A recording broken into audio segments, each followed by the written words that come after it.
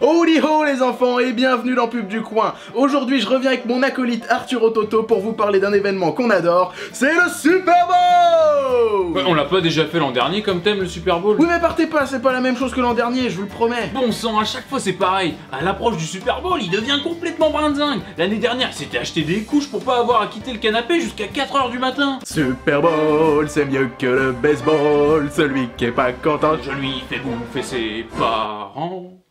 Alors effectivement, on a déjà fait un épisode sur le Super Bowl, qui est toujours disponible d'ailleurs, mais aujourd'hui on va plus s'intéresser au show en général. On va apporter plus de chiffres, de statistiques et regarder ce qui s'est fait dans l'ensemble en 2017. Ensuite on parlera un peu de sport et de nos prévisions pour cette 52e édition qui aura lieu ce dimanche. Il y a un an, on avait expliqué qu'un spot durant cet événement coûte 5 millions de dollars pour 30 secondes de diffusion. En 2017, c'est également 1 milliard d'ailes de poulet qui ont été dévorées durant le Super Bowl, ainsi que 51 millions de caisses de bière. J'ai entendu surconsommation. Surconsommation, oui, mais en même temps, il y a 110 millions de téléspectateurs qui regardent le match. Alors c'est vrai que les prix des spots sont assez fous, on est passé de 2 millions pour 30 secondes de pub en 2000 à 5 millions en 2017. A titre comparatif, la finale de l'Euro 2016 sur M6, c'était 270 000 € le spot pour 20 millions de téléspectateurs. Mais je trouve que ces prix fous, ils peuvent se comprendre, et ça pour 3 raisons. Déjà parce que il y a 110 millions de téléspectateurs, c'est tout con. Mais il n'y a pas que ça, il y a le fait que les gens attendent les pubs. Dans une époque où le bouton vous pouvez passer cette annonce dans 5 secondes est le meilleur ami des spectateurs, un événement suivi par une partie des gens juste pour les pubs, ça vaut de l'or. Et puis il y a aussi les règles du football américain en elles-mêmes. Le foot US c'est un sport de gagne-terrain qui se joue par actions distinctes, dans le sens où à la fin de chaque action, le jeu s'arrête. Mais c'est aussi un sport avec 3 temps morts par équipe et par mi-temps. Rajoutez à ça les temps morts des fautes et les temps morts automatiques à 2 minutes de la fin, et vous avez plein de moments où caler des publicités. Bah oui, surtout quand tu regardes un match de foot sur TF1, tu sais que la mi-temps ça dure un quart d'heure, t'as le temps d'aller pisser, fumer une clope. Mais un match de foot US avec quelques secondes pour la coupure pub, bah t'es piégé. En plus en Europe, le sport est aussi dans une démesure incroyable. Tiens, petit rappel, en 2001, le transfert de Zizou, la légende de la Juventus au Real Madrid, c'est 73 millions d'euros, record absolu pour l'époque, transfert le plus cher de l'histoire. Bon bah à l'été 2017, le PSG, c'est 222 millions sur Neymar et 180 sur Mbappé, rien que ça. En tout depuis 2011, c'est plus d'1 milliard d'euros de dépenses. Y a pas qu'aux States qui pètent les plombs. Pour en revenir au Super Bowl, est-ce que je vous ai dit combien coûte un billet pour être dans le stade? Non? Et bah c'est en moyenne 5000 $, voilà, ça n'a aucun sens, super! Et pour les sièges les mieux placés, c'est environ 70 000 $ le ticket. Bon, disons que c'est pas tout de suite qu'avec nos prêts d'entreprise on pourrait y assister, c'est tout. Dans la première vidéo, j'avais dit que c'était véritablement un jour de fête. En 2017, c'est quand même plus d'1,5 million d'Américains qui ont posé un jour de congé le lendemain du match. Ah, je vous avais pas menti, hein, ça se bourre la gueule en famille ou entre amis. Et si on parlait marketing maintenant? Alors on l'a dit, il y a le match, il y a les pubs, mais c'est pas tout. Il y a un truc qu'on n'a pas du tout évoqué la dernière fois, les animations. Et oui, le show Super Bowl, c'est aussi ces animations d'avant-match. On se tape toujours une star qui vient chanter l'hymne national avant le coup d'envoi. En 2016, c'était Lady Gaga par exemple. Et ensuite évidemment il y a la mi-temps et comme tout est prétexte au show, bah rebelote, on fait venir une star, on lui fait faire un concert et bien sûr il y a toujours un sponsor qui va avec. Et devinez qui a chanté pendant la mi-temps l'an dernier? Et bah Lady Gaga. Un spectacle son et lumière à gros budget pendant 13 minutes visionné par 110 millions de personnes. C'est le concert live le plus suivi au monde. Et Julien vous l'a dit, il y a un sponsor. On le voit apparaître en bas à droite à différents moments.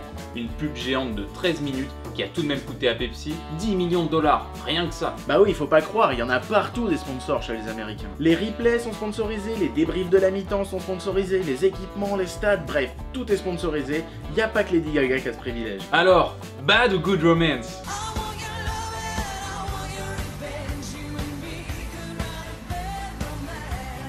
En plus, révélation, le fameux concert du Super Bowl n'est plus vraiment en direct depuis quelques années, il est maintenant en différé, et si vous pensez que c'est à cause des attentats, bah c'est pas le cas. En fait, c'est globalement pour éviter tout incident, et c'est comme ça depuis une dizaine d'années. Le point de départ, Justin Timberlake en 2004 qui révèle accidentellement le téton de Janet Jackson en plein direct. Oh, ce feu d'artifice derrière, quel enchaînement! Ouais, je crois qu'on va rester sur le marketing pour l'instant, ça vaut mieux.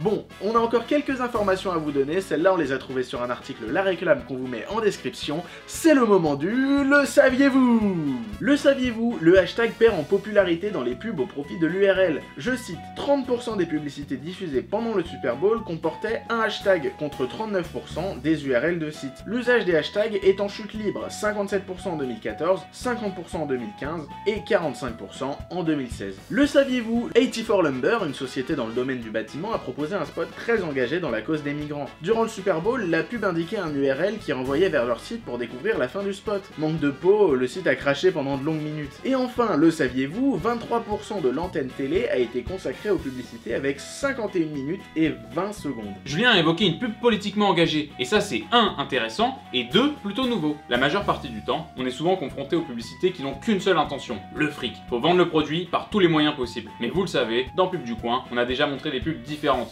avec une patte artistique, ou bien qui transmettent un message un peu plus profond que « Achète-moi connard !» Tes parents ont une folle envie de m'offrir à toi. Tout ce que tu as à faire, c'est de leur demander de m'acheter. Et au dernier Super Bowl, Audi est monté au créneau pour l'égalité homme-femme. Bon, c'est pas comme si on avait traité de cette thématique il y a plus d'1 an sur la chaîne. Moi, je dis pas qu'ils nous ont copiés, enfin bon. Bref, plus sérieusement, un spot sur l'égalité salariale entre les sexes. On est plongé dans la peau d'un père qui s'interroge. Comment expliquer à sa fille qu'en dépit de son talent, de ses compétences, de son intelligence et de toute la bonne volonté dont elle pourra être dotée pour travailler, elle sera toujours moins reconnue qu'un homme? Eh bien peut-être que si la situation changeait, il n'aurait pas à lui dire ça. Et qu'est-ce qu'Audi a récolté? Je vous le dis, une bonne barre de dislike. Ouais, c'est peut-être mieux qu'on se reconcentre sur le foot US du coup.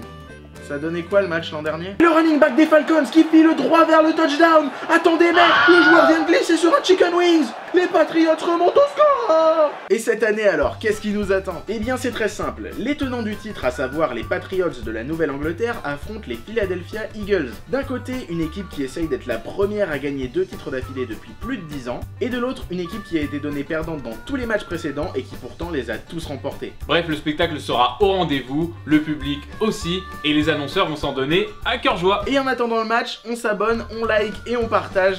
À la prochaine.